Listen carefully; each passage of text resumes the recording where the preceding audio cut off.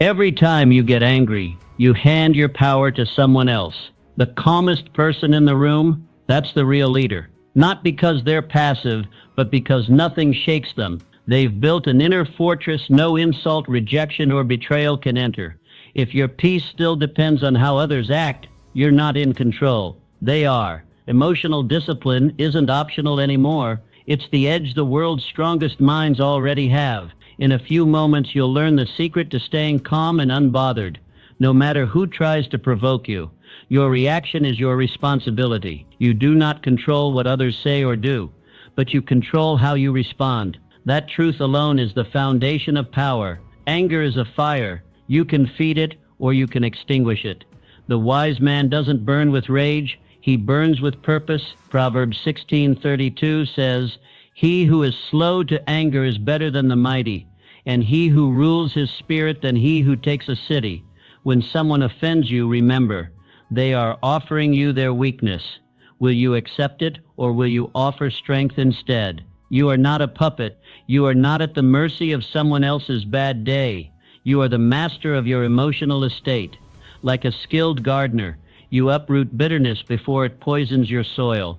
Train yourself to pause, to breathe, to say nothing when fury begs you to speak. This discipline is the beginning of true power.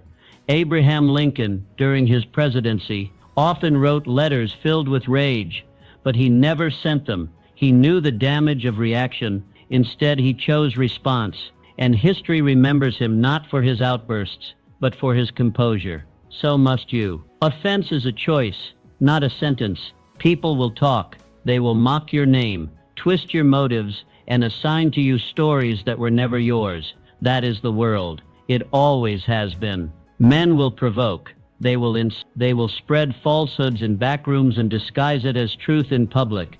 And if you are not careful, you will begin to respond to each word, defend every blow, and retaliate at every jab. But here lies the trap. Offense is your decision.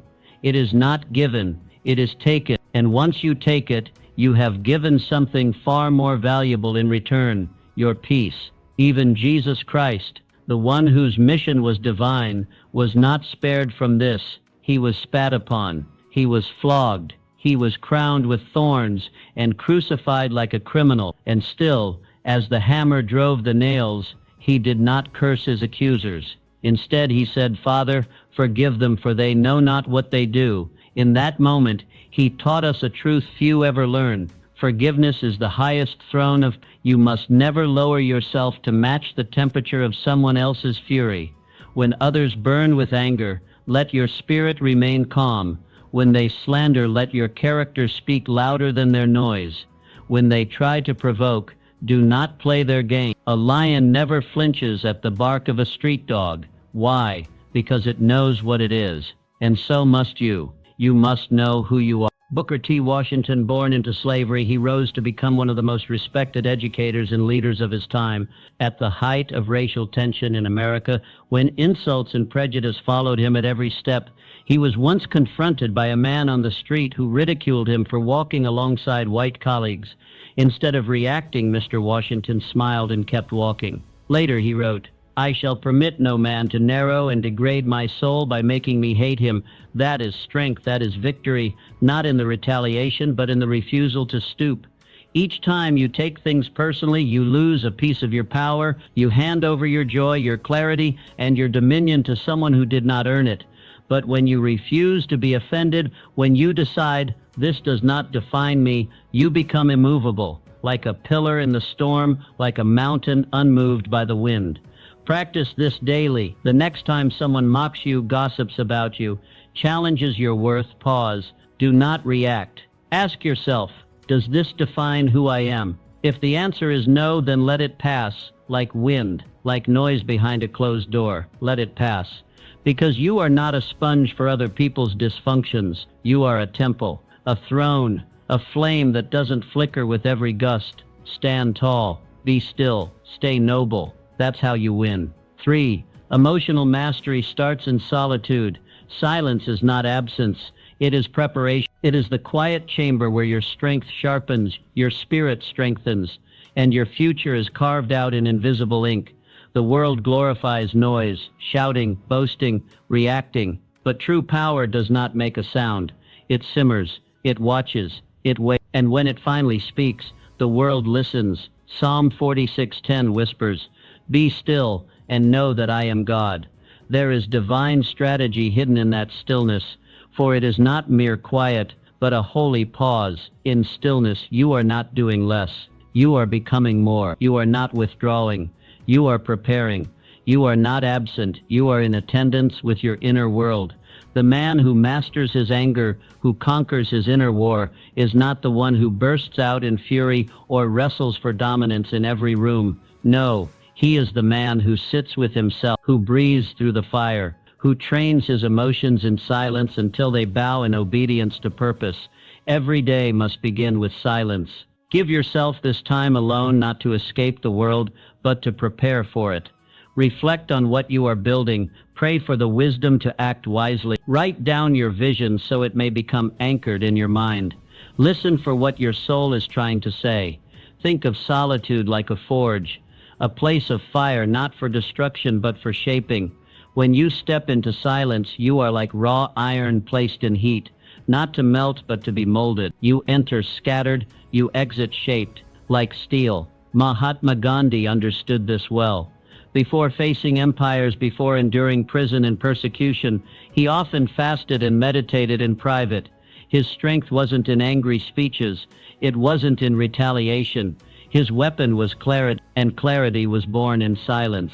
When he spoke, he moved nations, not because his voice was loud, but because it was forged in solitude. You must do the same. You cannot afford to live reactive. You cannot wake up and let the world set your tone. Begin with silence. Let stillness set the rhythm of your day. Guard it like treasure, because if you do not command your emotions in private, they will command you in public. If you do not train your thoughts when alone, they will betray you when challenged. Silence is not weakness. It is dominion. It is authority exercised internally. In silence, you rise above chaos. In silence, you become your own master. You don't need to prove anything. You don't need to defend everything. You don't need to shout to be heard. Your life, your decisions, your peace, they will speak for you. So practice stillness not once, but daily. Make it your foundation, not your emergency plan. Let your solitude become your sanctuary, the place where you meet God, where you meet purpose, where you meet your highest self. When the world shakes, let your silence be the anchor. When people provoke, let your silence be the shield. And when the time comes to act, your words will not be noise. They will be weapons of precision. Silence is not what the world sees, but it is where the unseen man is built. And that man, strong, stable, clear, is the one who wins. 4. Understand that most people are hurting. The insult hurled at you isn't always about you. Often, it is a mirror held up to someone else's suffering. People speak from their wounds. They bleed on those who didn't cut them. The bitterness they aim in your direction is often bitterness they cannot unload anywhere else. That is why you must learn this essential truth. Their behavior is not your burden. Ephesians 4:31-32 commands, "Let all bitterness and wrath and anger and clamor and slander be put away from you along with all malice. Be kind to one another, tender-hearted, forgiving one another, as God in Christ forgave you." These aren't just poetic words. They are practical instructions for emotional mastery. The moment you allow bitterness to live in your heart, you give the world the keys to your peace. Behind every angry face is usually a wounded heart.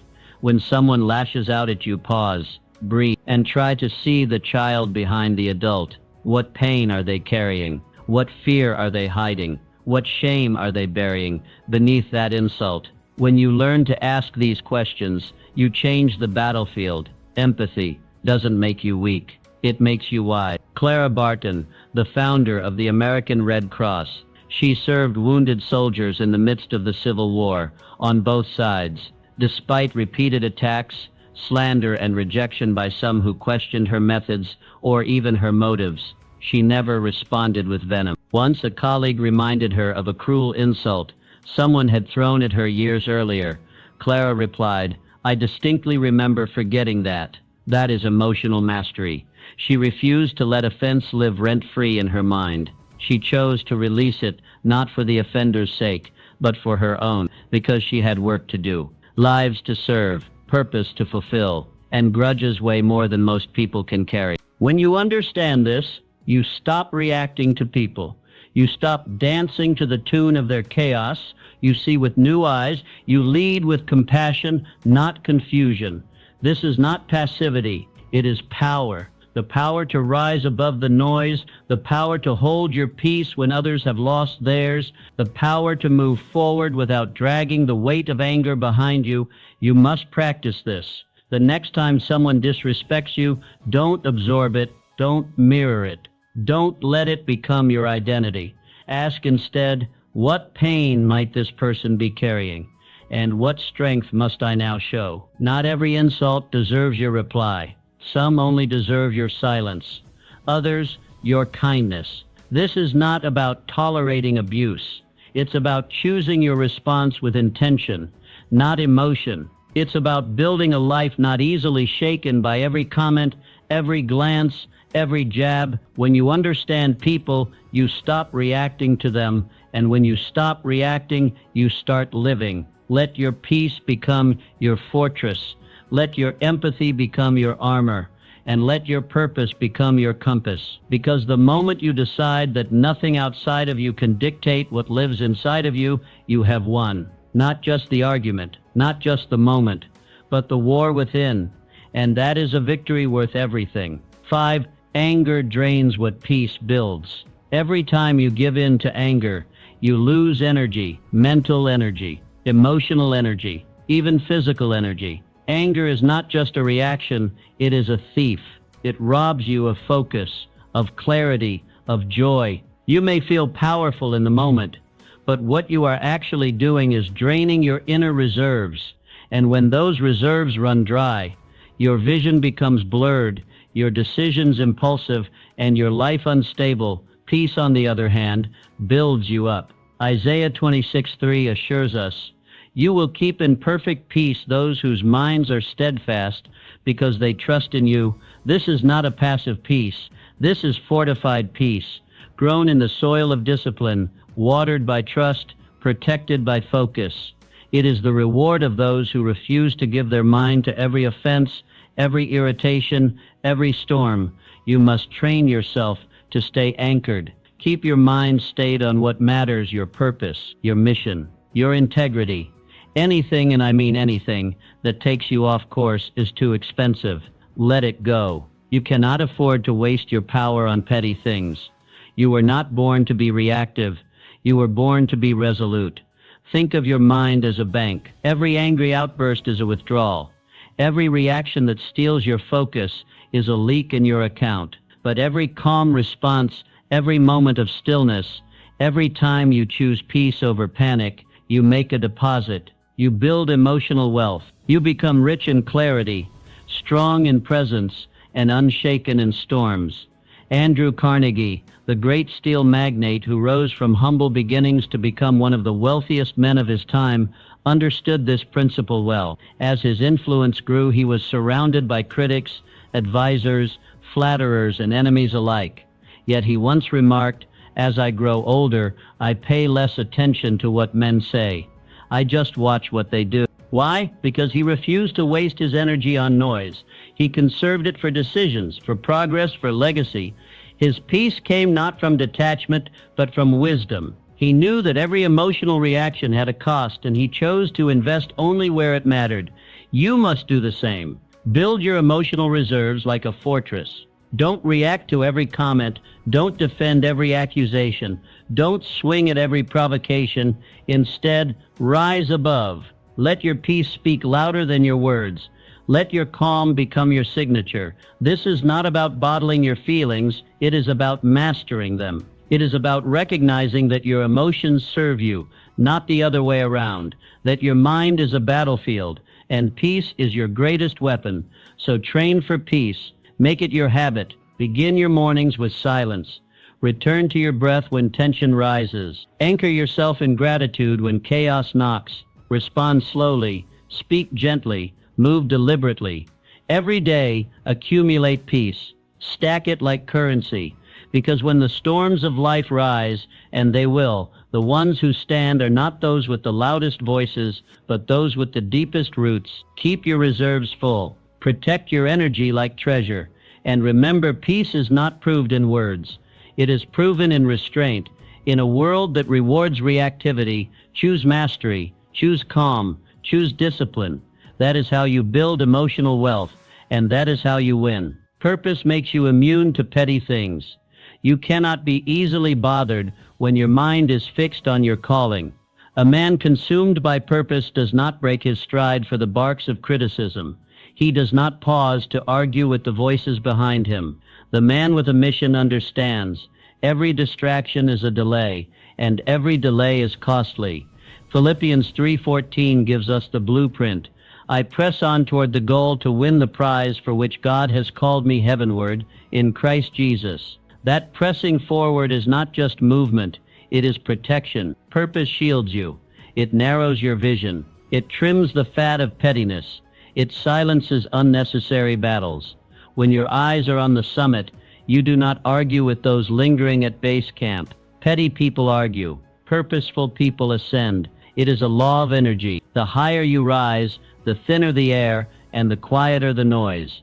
When your life is rooted in something higher, something holy, you simply do not have the emotional margin to be offended. You have mountains to climb, people to lift, futures to shape. Why waste your breath proving yourself to those who are not even climbing? Every minute you spend being angry is a minute stolen from your mission. That is the true cost of offense. It doesn't just steal your peace, it steals your momentum. And once momentum is lost, even the strongest vision grows weary. Theodore Roosevelt understood this deeply. Long before the presidency, he endured ruthless attacks from his own party. They mocked his ideals, challenged his convictions, and tried to break his spirit. But Roosevelt did not flinch. He said aggressive fighting for the right is the noblest sport the world affords. He didn't get tangled in gossip or petty rivalries. His eyes were on the reform, on the nation, on the legacy. He chose the mountain over the mud. You must do the same. Focus is not just a strategy, it is a discipline. You must train yourself to ignore what does not build you. You must resist the temptation to respond to every insult, to defend every step. Your silence is not weakness, it is wisdom. Your restraint is not fear, it is force channeled. The world will always have noise, critics, cynics, jealous hearts. But their volume does not define your value. Your mission does. Your integrity does. Your progress does. So stay focused. Let others waste their breath trying to drag you into debates. Let them talk. Let them provoke. You walk forward. You press on. You climb. Think of your energy as sacred fuel. Don't spill it on arguments. Don't waste it on reactions. Invest it in your calling. Spend it on your growth. Use it to light the path for others. Because the man who finishes the race is not the one who shouted the loudest, but the one who never stopped running, the one who looked beyond the hecklers and saw the crown, the one who understood that greatness is not proved by retaliation, but by relentless progression. So fix your eyes on your calling, set your feet on the path, guard your mind like treasure, and press on. Let the world bark, complain, gossip, and doubt. Let them. You have a summit to reach, and when you get there, you will see every offense you ignored, every distraction you declined, every petty battle you walked past. It was all worth it, because the view from the top doesn't remember the noise from below. 7. You can train your mind to stay calm. Calmness is not a trait, it is a habit, a discipline, a muscle built over time, through trial, through discomfort, through repetition. You cannot expect to remain calm in the storms of life if you have only trained under clear skies. Calmness isn't born, it is built, and it is built daily. Proverbs 15:1 teaches, a soft answer turns away wrath, but a harsh word stirs up anger. The principle is simple, the choice is always yours. No one makes you angry. No one forces your reaction. You choose, you decide, and in that decision, your power is revealed. Speak to diffuse, not to destroy. Respond to build, not to break. You must start where you are.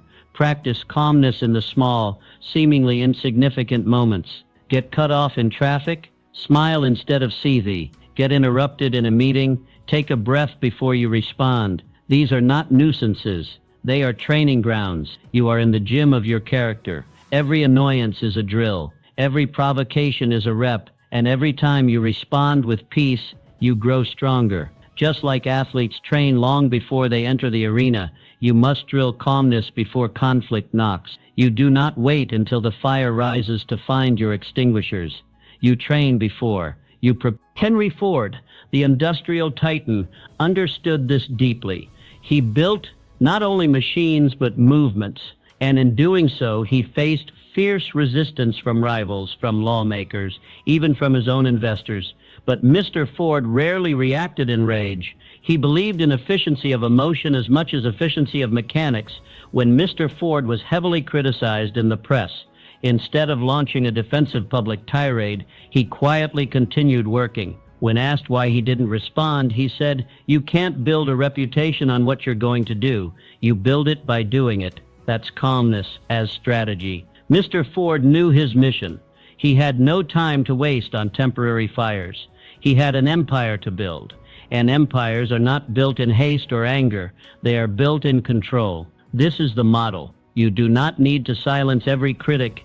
You do not need to correct every insult. You need only to master yourself. So train daily. Practice silence over snapbacks. Choose pauses over panic. When tension rises, let your breath deepen. Let your voice soften. Let your words become tools of peace. Calmness does not mean passivity. It means precision. It means choosing the right response, not the loudest one. Over time, this becomes who you are. Not because it was always natural, but because it became necessary. The world will test you. People will provoke you. And the storm will come. But if you have drilled in peace, you will not be shaken. You will not lash out. You will lead. Let every day be your training ground. Let every irritation become your opportunity. Because the man who stays calm when others lose control is the man who commands the room, not with volume but with presence. Calmness is not weakness. It is strength perfectly harnessed. And when it is mastered, it becomes your shield, your sword, your silent power. So stay ready, train daily, and build the kind of peace that cannot be provoked. That is how leaders are made. That is how legacies are built. Let go of the need to be right. Much of the anger you feel does not come from injustice. It comes from ego, the need to prove yourself, the hunger to win an argument, the desire to dominate a conversation or come out on top. But what if you didn't need to be right? What if instead of chasing victory, you chose wholeness? What if the real success was not in the comeback, but in the calm? Romans 12:18 gives us a liberating truth. If it is possible, as far as it depends on you, live at peace with everyone. That peace isn't always mutual. It doesn't mean everyone will like you, agree with you, or validate you, but it does mean you refuse to fuel the fire. It means you refuse to let someone else's chaos become your climate. Peace sometimes means letting go of the last word, of the clever reply, of the perfect retort. It means choosing harmony over temporary victory. Because when you stop arguing with fools, you stop looking like one. And when you choose to be whole instead of right, you gain something that no argument can offer, your dignity. Imagine you're walking through a muddy path. Someone ahead of you turns and throws dirt. You have two choices: stop, turn back, and wrestle in the mud, or keep walking towards solid ground. Which one gets you closer to your destination? The answer is always the same: walk away. Not out of weakness, but out of wisdom. Franklin D. Roosevelt, one of the most scrutinized presidents in history, faced waves of political slander. Opponents questioned his health, his policies, even his character. But Roosevelt rarely responded in kind. Often he would simply smile and say nothing, because he understood a timeless principle. Not every battle is worth the war. Not every comment deserves a comeback. His focus was not on applause, but on outcomes. He was building something bigger than rebuttals. That's the model. That's maturity. You don't have to silence every critic. You don't have to correct every misconception. You only have to stay faithful to your mission. Your peace is your proof. When you argue out of ego, you lose. Even if you win the conversation, you lose your calm, your clarity, your composure. But when you choose to walk away, you retain control. You keep your focus intact, and you remain aligned with something greater than pride. You must train for this. The next time someone challenges your worth, your ideas, or your decisions, ask yourself, am I trying to protect my integrity or just my ego? If it's ego, let it go. If it's integrity, let your actions speak. Because the truth doesn't need shouting, it only needs living. Let your peace be louder than your arguments. Let your presence do the speaking. Let your patience speak volumes. Because every time you walk away from petty conflict, you prove your strength. Every time you choose peace over pride, you gain ground. And every time you value purpose over ego, you grow. This is how leaders move. This is how wisdom walks. Quiet, focused, untangled. So choose your peace. Guard it like gold. And remember, not every fight is a battlefield. Some are just distractions. And you have somewhere higher to go. Keep walking. Forgiveness frees you from emotional slavery. Holding a grudge is like drinking poison and expecting the other person to die. It does not wound them. It wounds you. The bitterness you hold in your heart does not punish your offender. It corrodes your peace, your joy, your clarity. Every time you replay the offense in your mind, you tighten the chains around your own soul. Matthew 6:14-13 makes it clear. For if you forgive other people when they sin against you, your heavenly Father will also forgive you. But if you do not forgive others their sins, your Father will not forgive your sins. Forgiveness is not optional, it is essential. But it is also often misunderstood. Forgiveness is not approval, it is release. It does not mean what they did was right. It means you refuse to stay bound by it any longer. When you forgive, you drop the weight. You break the chain, you take your power back. Unforgiveness is a cage, and the only key is in your hand. You can stay inside, feeding your resentment, nursing your wounds, replaying the offense, or you can walk free, but you cannot do both. Harriet Tubman understood this better than most. Born into slavery, she endured unspeakable cruelty.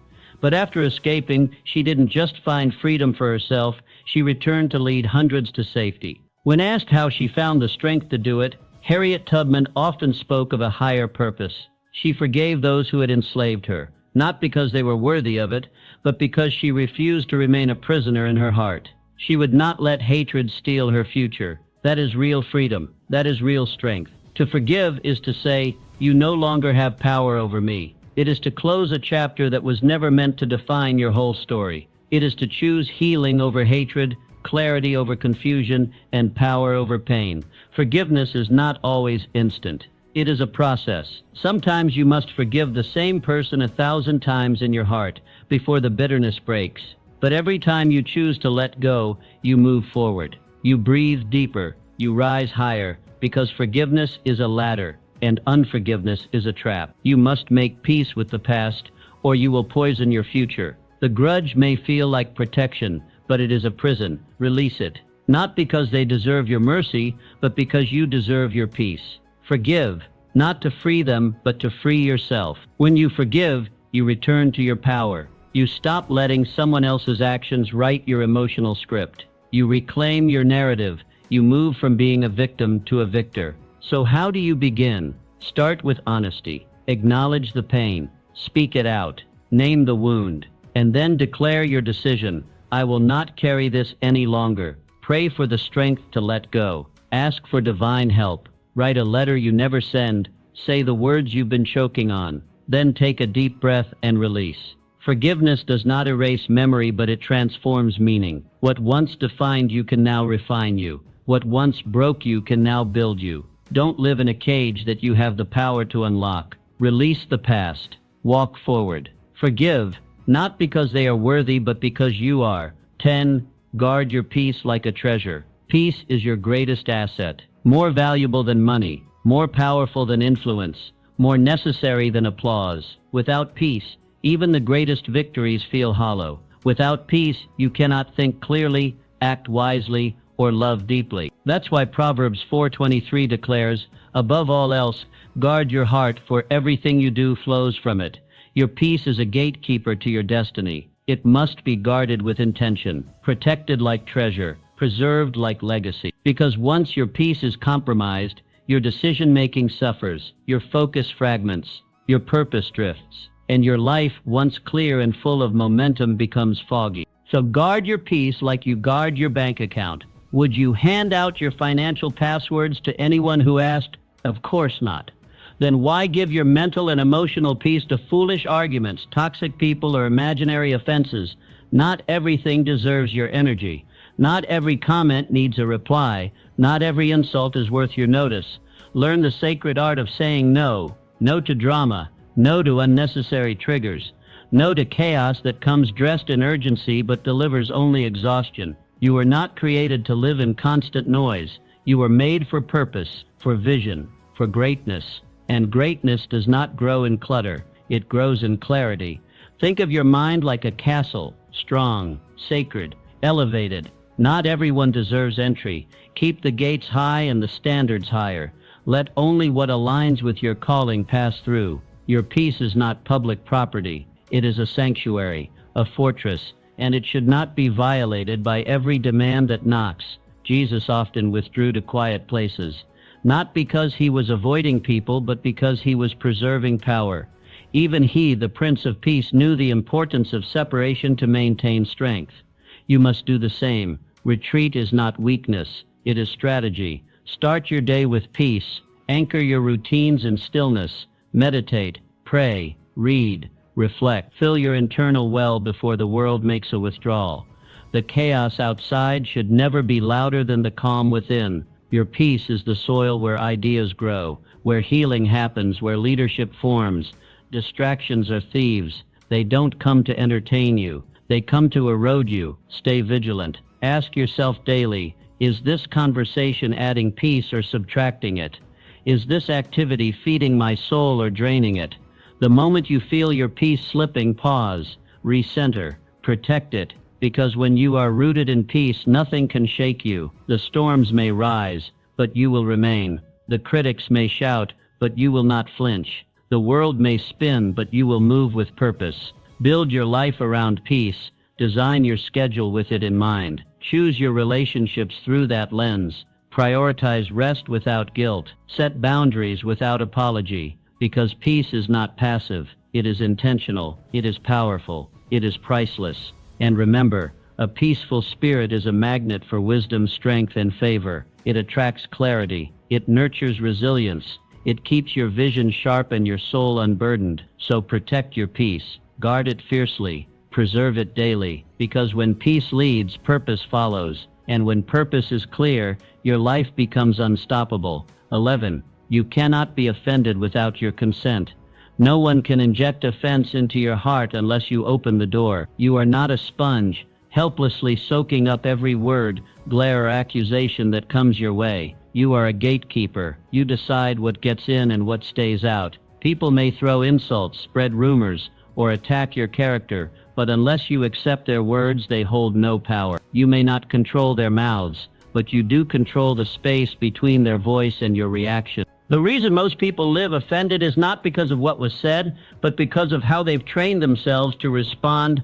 They've wired their emotions to react instantly without reflection. And that reaction is the very trap. Offense seduces you into emotional bondage. It pulls you away from reason and peace and locks you into a cycle of retaliation. But Proverbs 19:11 says, "A person's wisdom yields patience. It is to one's glory to overlook an offense." The scripture doesn't call overlooking an offense weakness, it calls it glory. Why? Because it takes strength to rise above. It takes wisdom to wait, breathe, and choose a higher road. That is not surrender. That is mastery. So how do you begin to break free from offense? You start by deciding that your peace is not for sale. Not today, not ever. Your emotional balance is not up for auction. You begin to train your mind to evaluate what happens around you without emotionally absorbing it. The first thought to adopt is this is about them, not me. Someone else's behavior is not your identity. Their insult is not your reflection. Their gossip is not your truth. Replace reaction with reflection. Ask, is this worth my peace? Is this who I want to be? Does this reflect my calling? When you do this, you begin to reclaim the emotional territory you had given away. Even Jesus, the model of divine strength, was insulted, mocked, beaten, and spat upon. And still, he chose silence. He chose clarity over chaos. When the crowd hurled slander, he didn't shout back. He stood firm. That kind of calm under fire is not weakness. It is royal restraint. It is spiritual power. When you rise above offense, you do more than just protect your peace. You model maturity. You preserve your energy. You focus your life on the mission, not the noise. And your actions begin to speak louder than any insult ever could. So choose to be unshaken. Choose to be deliberate. When offense knocks, do not answer the door. You are not obligated to carry what was thrown at you. You are not defined by those who misunderstand you. You are a gatekeeper. Stand tall. Guard the gates. Let peace be your doorman. Offense will come, but reaction, that's optional. And when you train yourself to respond with patience, with wisdom, and with restraint, you walk not only in strength, but in glory. 12. You rise above what you understand. Anger often comes from misunderstanding, a failure to see the whole picture. When someone wrongs you, speaks harshly, or acts out of character, the immediate instinct is to defend, to retaliate, to feel wounded. But more often than not, what you're seeing is not the full story. It's only a surface expression of something deeper within them. And when you gain that insight, anger begins to loosen its grip. You cannot rise above what you don't understand, but once you do, everything changes. You move from reaction to reflection, from emotion to mastery. Understanding gives you perspective. It sharpens your discernment. It reminds you that people act out not always because of you, but because of what's happening in them. Hurt people hurt people. Insecure people provoke others to validate themselves. Jealous people gossip to fill the emptiness inside. But their behavior, no matter how sharp, does not define you. It reflects them. Ephesians 6:12 gives us powerful insight. For we wrestle not against flesh and blood, but against principalities, against powers, against the rulers of the darkness of this world, against spiritual wickedness in high places. That means it's bigger than one comment, one insult, or one person's action. There's a deeper war at play, a battle inside hearts and minds. When you understand this, your enemies look smaller, and your peace becomes stronger. To rise above, you must pause. When offended, ask yourself, what pain is this person projecting? What insecurity are they hiding behind this insult? What fear is fueling their anger? That moment of inquiry transforms the atmosphere. Their words begin to lose weight, and your wisdom begins to grow. Suddenly, their actions don't seem so personal. Their offense doesn't seem so powerful, and you no longer feel compelled to match their chaos. Instead, you choose calm. You respond from a place of authority, not anxiety. You lead, not react. You build peace, not walls. Abraham Lincoln, a man constantly under fire from critics,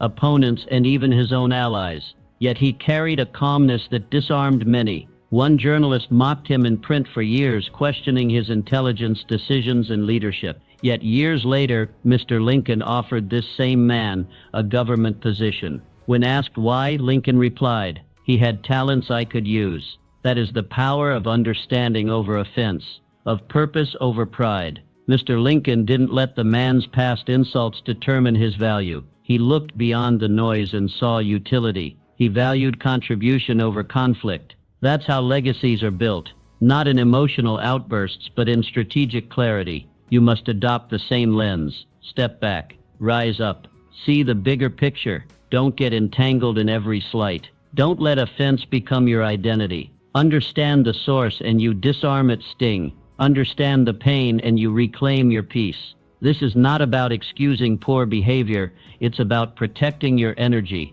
It's about staying rooted in truth. Because when you understand people, you navigate them wisely. You stop taking things personally. You begin to lead with empathy, confidence, and calm authority. So the next time anger rises, stop and ask what's really going on here. Let that question guide you to wisdom. Let it turn conflict into clarity, and let it guard your heart with the peace that surpasses all understanding. Understand and stay unshaken. 13. Stop letting temporary people control your permanent mood.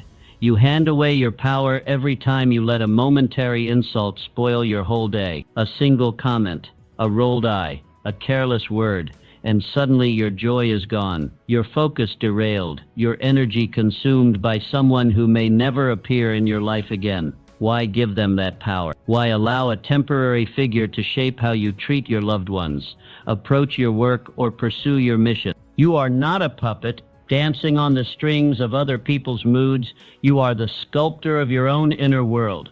You decide what gets in, you decide what stays out. The reason most people remain perpetually bothered is because they allow temporary people to take up permanent space.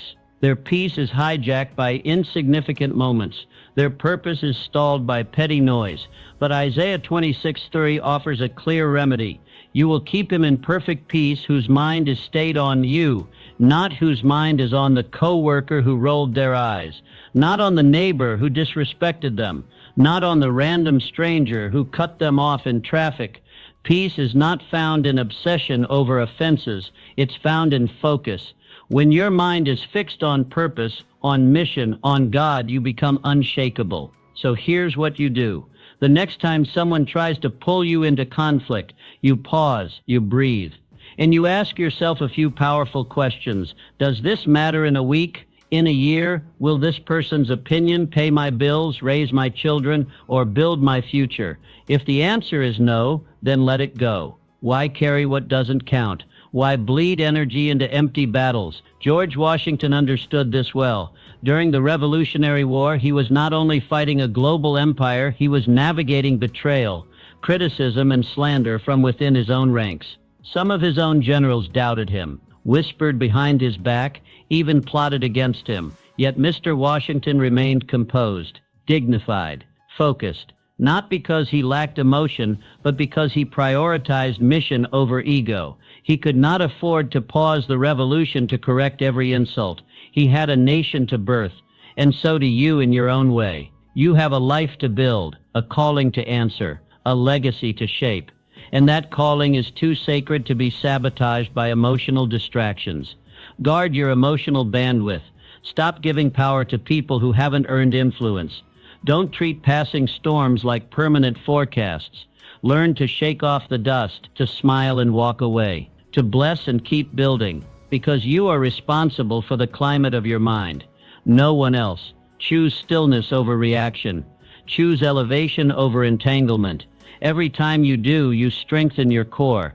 You reinforce your purpose. You become like the oak tree, deep-rooted, unmoved by surface winds.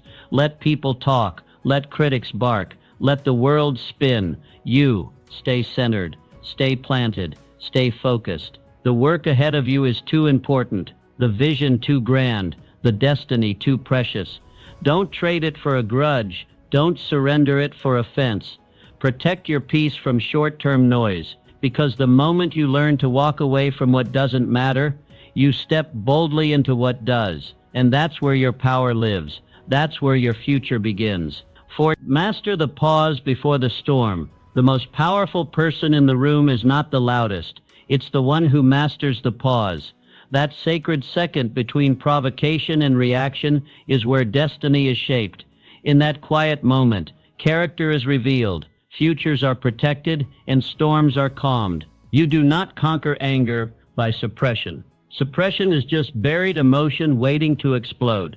You conquer anger through awareness, and awareness lives in the pause. It is in the space where you choose your response, rather than serve your reaction. That choice, tiny, invisible, silent, is where your strength is built. Mastering the pause begins with a single habit: breathe and buy time. You don't need to win the moment. You need to protect the mission. When someone provokes you, don't answer instantly. Instead, breathe deeply. Count backwards. 10 to 1. Take a short walk. Step outside. Turn your attention inward. Respond only when your voice carries purpose, not poison. That 1 second of silence might save a friendship, a reputation, a business deal, or even your peace of mind. It is in the delay that you gain distance, and in that distance, you gain clarity. What seems urgent in the fire of emotion often looks trivial in the calm of reflection. Winston Churchill, known for his fiery speeches and sharp wit,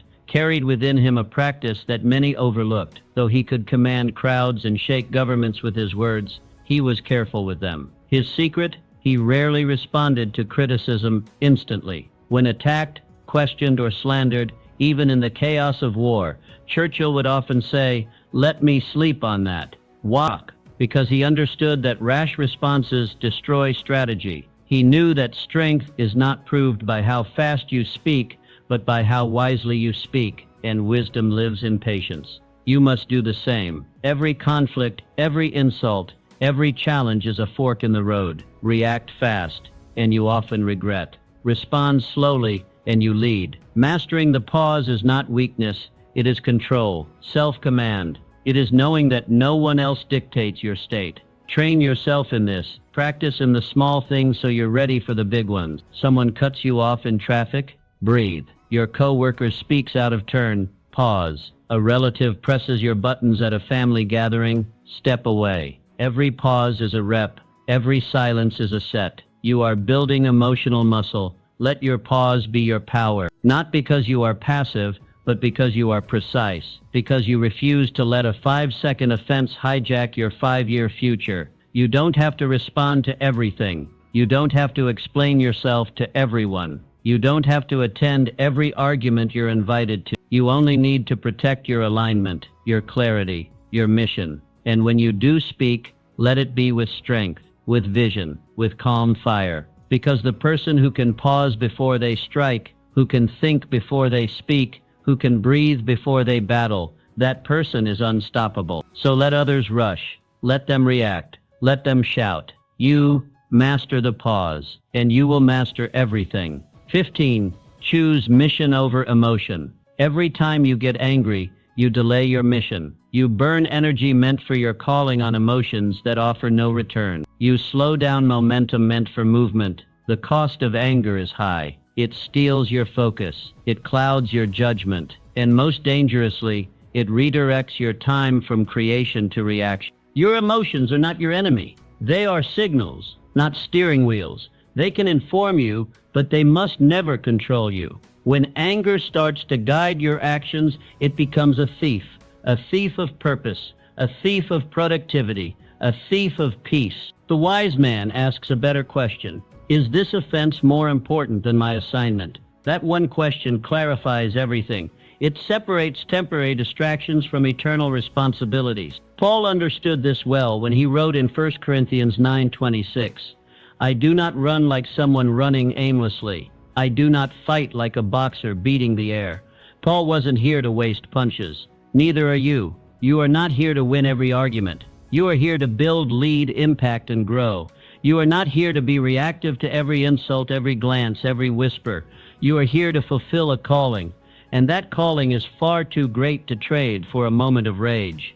To keep your focus, you must remember your why you wake up early, why you stay up late, why you keep showing up when no one claps, why you push through discomfort, why you believe in something greater. When emotion rises, hold your mission tighter. Let the noise fade beneath the weight of your purpose.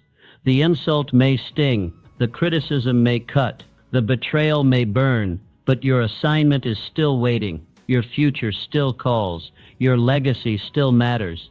Do not let temporary pain hijack permanent progress. Let your future speak louder than your feelings. Thomas Edison, 10,000 failed experiments, a mountain of doubt, a sea of critics. He had every reason to quit, to snap, to lash out. But Edison said, "I have not failed. I've just found 10,000 ways that won't work." He didn't get angry. He got clearer on what didn't work, clearer on what might, clearer on why he started in the first place. That is how champions operate. They don't react emotionally. They respond strategically. They don't waste their fire on critics. They channel it into creation. You must do the same. Every time you choose clarity over conflict, you win. Every time you stay the course while others get distracted, you pull ahead. Every time you protect your mission over your mood, you strengthen your destiny. Anger is a fire. It can burn down your house or it can forge steel. You choose what it becomes. Use it wisely. Let it be fuel for focus, not flames of destruction. When the emotion comes, and it will, don't suppress it. Redirect it. Breathe. Step back. Ask what matters most right now, and then choose the path that honors your mission. That's how you rise. That's how you lead. That's how you win. Not by shouting louder, but by staying focused longer. So the next time anger knocks, don't answer with rage. Answer with resolve. Your calling is too important. Your mission too sacred. Your future too bright. Protect it at all costs. 16. People reflect your inner state. What bothers you on the outside is often a mirror of what's unresolved inside. The sting of criticism, the irritation of being overlooked, the anger when someone crosses a line, these don't begin out there, they begin within. When your peace is firm, nothing shakes you. But when your inner world is unsettled, even the smallest things feel like threats. Emotional control is not a matter of suppressing rage or pretending to be calm. It is an inside job. We often think we are reacting to people, but more often we are reacting to our own reflection in them. People don't really see you. They reflect back what you believe about yourself. That's why you can receive the same feedback from two people and react completely differently. One hits a nerve, the other doesn't. The difference, your internal state. Jesus said it plainly in Luke 6:45, out of the abundance of the heart his mouth speaks. What overflows from someone else often reveals what is overflowing in you. If your heart is full of fear, then every question feels like judgment. Every disagreement sounds like rejection. But when your heart is full of purpose, most things bounce right off. They can insult you, and it doesn't sink in. They can question you, and it doesn't shake your confidence. Because your identity is not anchored in their opinions, it's rooted in your own clarity. So what do?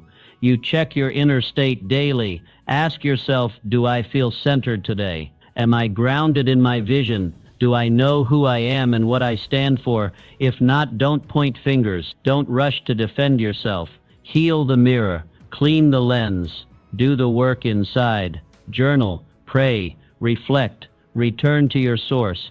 Build your inner strength like a temple. Place bricks of discipline, mortar of truth, pillars of identity. When you do that, the winds of the world blow, but they don't bend you. You become immune on the outside because you're fortified on the inside. Take Eleanor Roosevelt. She was no stranger to criticism. As First Lady, she redefined the role, spoke her mind, and challenged societal norms. She was mocked in newspapers, attacked by opponents, even ridiculed by members of her own party. But she famously said, "No one can make you feel inferior without your consent." She didn't say the world wouldn't try to insult you. She said you don't have to accept it. That's the essence of power. It's not in silencing the world. It's in anchoring yourself so deeply that the world's noise loses its volume. Your power is internal. It lives in your self-concept, in your discipline, in your decision to rise above. So take ownership. Don't wait for the world to change. Change the way you see yourself. Build your foundation. Strengthen your heart. Clarify your values. And choose every day to respond from a place of wholeness. When your inner world is built strong, the outside world eventually aligns. People start treating you with the respect you embody. Situations that once shook you now reveal your growth. You move from reactive to proactive, from insecure to anchored. That is the path to emotional mastery, not through resistance, but through inner repair. Not by demanding respect, but by embodying it. Heal the mirror and watch your world transform. 17. Elevate, don't escalate. Anger loves company, but leadership requires solitude. Anger wants you to react, to join the chaos, to match fire with fire. But leadership requires that you rise above the flames. When you react, you escalate. When you rise, you elevate. And only one of those choices brings peace. You were not made to fight every fire. You were made to walk through the heat without being consumed. Romans 12:21 gives us the blueprint. Do not be overcome by evil, but overcome evil with good. That's not passive resistance. It's powerful redirection. You don't win by matching someone's negative energy. You win by maintaining your own. You must understand your value is not determined by the volume of your reply, but by the vision behind your restraint. When you stay calm in conflict, when you pause instead of pounce, when you lead instead of lash out, you become the thermostat, not the thermometer. You set the tone. You decide the direction. So how do you rise? It starts with one rule. Don't fight for dominance. Fight for direction. Ask yourself, where do I want this moment to take me? If the answer is nowhere, then don't go. If the argument leads to no progress, don't participate. Let them rage. Let them provoke. You stay still. Stillness is not surrender. It's strategy. Real strength is silent. It does not need to be loud to be powerful. It does not need to retaliate to be respected. Power is presence, and presence comes from purpose. When you know where you're headed, you don't let distractions detour you. Take Nelson Mandela, 27 years in prison, stripped of freedom, separated from his family, surrounded by hatred. When he was released, he had every human reason to lash out, to seek revenge, to respond to violence with fury, but he didn't. He elevated. He chose unity over vengeance, dialogue over destruction. And that is why he didn't just survive. He transformed a nation. Nelson Mandela knew what few are willing to admit. Peace is louder than war. Restraint echoes longer than rage. Dignity outlasts dominance. That is the legacy of a leader. So the next time someone tests you, don't match them, outgrow them. Don't answer with equal aggression. Answer with higher vision. Don't stoop to their level. Stand on your values. You don't owe the world a reaction. You owe it a revelation of what maturity looks like, of what grace under pressure feels like, of what wisdom in motion sounds like. You are not here to mirror dysfunction. You are here to model greatness. When you lead, you will be misunderstood. When you stay silent, people will assume you are weak. When you walk away, they will call it cowardice. Let them, because while they're talking, you're built. While they're arguing, you're growing. And while they're focused on you, you're focused on the mission. Remember, anger may feel strong in the moment, but peace endures. Anger burns bridges. Peace builds kingdoms. Choose wisely. You were not made for petty battles. You were made for a powerful purpose. Guard it, protect it, lead from it. Because the world doesn't need more reactors, it needs more risers. And that's what you are becoming. 18. Say less, hold more power. Every time you speak from emotion, you give away your position, your clarity, your strength, your authority. All of it leaks the moment you let anger take the microphone. Anger loves noise. It feeds on the echo of its own voice. But wisdom thrives in silence. The less you say in conflict, the more control you retain. The more pause you command, the more presence you build. The world doesn't need another emotional explosion. It needs your steady hand. In a time when everyone rushes to speak, the true leader is the one who knows when to hold their tongue. Ecclesiastes 3:7 reminds us, there is a time to keep silent and a time to speak. Wisdom is knowing which moment you're in, and in moments of tension, silence is often your greatest strategy. When provoked, speak less. Let your silence say what your restraint cannot. Let your stillness declare what your outrage never could. People listen differently to those who speak rarely but with impact. The one who measures their words is the one whose words are remembered. Train yourself to pause. Ask, will my words build or break? If they will wound, hold them. If they will guide, deliver them with grace. But never speak just to react. That's how wars start, in homes, in offices, in friendships, in nations. Words are sparks, and one careless word can set fire to a field you spent years planting. Leadership begins with self-control. Power starts with discipline. You must become a master of your mouth. When the temperature rises, lower your tone. When voices escalate, lower your volume. When everyone reacts, you reflect. That is how strength is revealed. Calvin Coolidge, America's 30th president, famously known as Silent Cal. In debates, he rarely spoke. He didn't waste words proving points, but when he did speak, the room stopped. He conserved power. He spoke to direct, not to defend. His silence wasn't passivity, it was precision. He understood that noise does not equal influence. Clarity does. Coolidge knew the art of conservation. He knew that silence is not the absence of speech, but the presence of thought. He didn't argue to win, he led to build. And that's what made his voice powerful. You must become the same. In anger, speak less. In confusion, pause longer. In conflict, respond slower. Because every word you speak has weight, and every sentence is either a seed or a sword. Choose wisely. You were not made to fight every battle. You were not called to correct every insult. Your purpose is not in reaction, it's in direction. Preserve your power. Conserve your clarity. Speak when your words can move something forward, not just because you want to be heard. Powerful people are not the ones who talk most. They are the ones who say just enough to shift the room. They are not carried by emotion, but guided by intention. You must be intentional with your speech, deliberate with your silence, and strategic with your energy.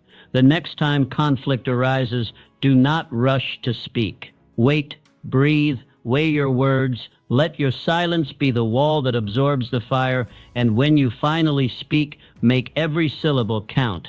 That is how wisdom sounds. That is how peace is preserved. That is how leaders are made. You were built for the long game. Anger is a short-term strategy. It burns hot and fast, consumes energy quickly, and leaves nothing behind but ashes. It feels powerful in the moment, but it doesn't last. It's like striking a match in the wind, bright for a second, then gone. But you weren't made for temporary flames. You were built for legacy, for endurance, for something that stands the test of time. And if you want long-term success, you must outgrow short-term reaction. Galatians 6:9 offers this truth. Let us not grow weary in doing good, for at the proper time we will reap a harvest if we do not give up. That's not just a spiritual principle, it's a mindset. Your future requires patience, and patience cannot thrive where emotion rules. When you are quick to anger, you are quick to forfeit the reward of steady progress.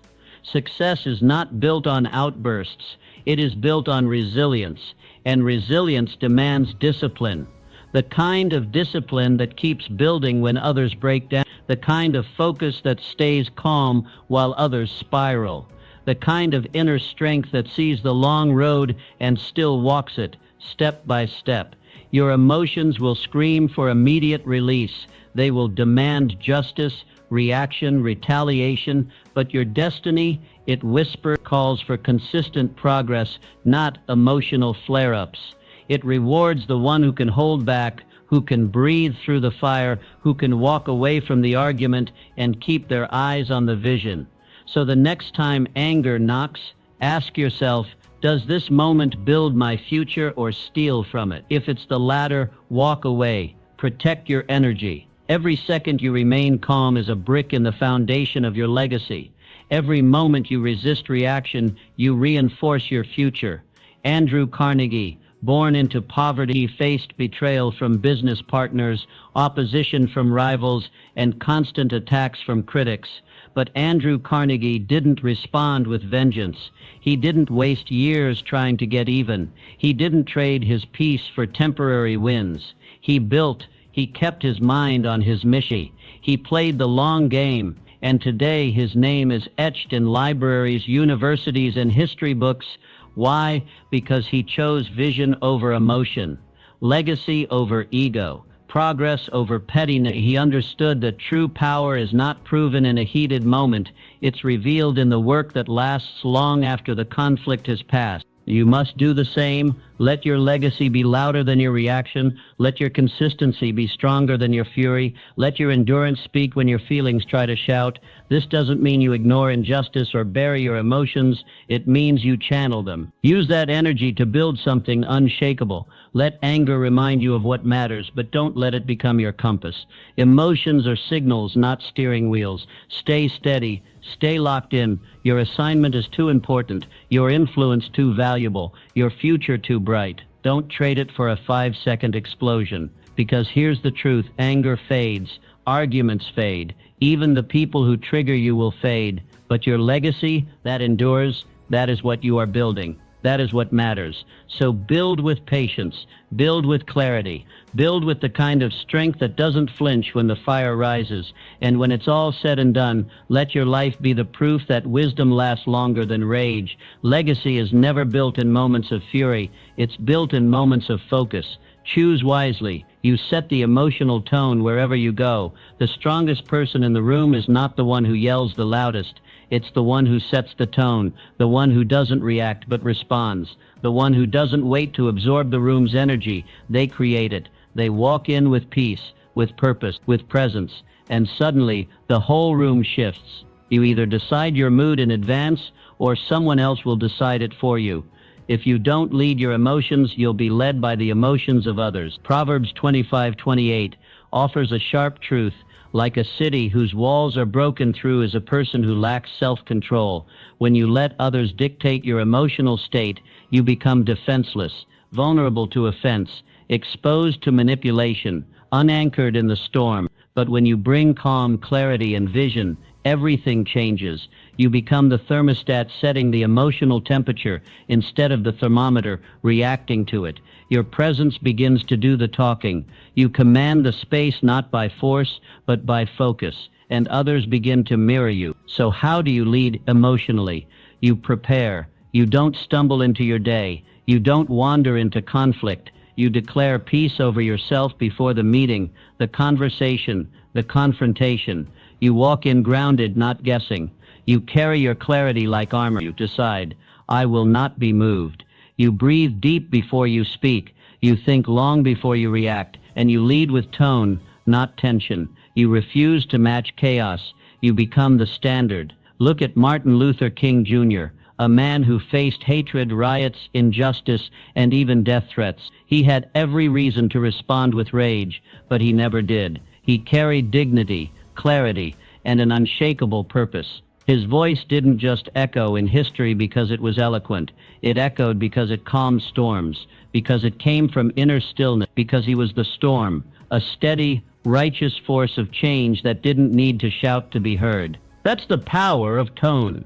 When your spirit is anchored, your words carry weight. When your heart is settled, your presence brings peace. And when your vision is clear, your leadership becomes magnetic. Set the tone. Before the world can trigger you, you must train yourself. In the morning, set your mind. In moments of tension, check your breath. In times of conflict, return to your values. Speak from purpose, not pressure. Others may try to provoke you, but you don't flinch. Others may bring drama, but you bring direction. Because you know storms are loud, but anchors are quiet, and you choose to be the anchor. This isn't about pretending you have it all together. It's about practicing mastery, practicing awareness, practicing leadership. It's about being the one others look to when things start to spin. Be the calm in the chaos. Be the clarity in the confusion.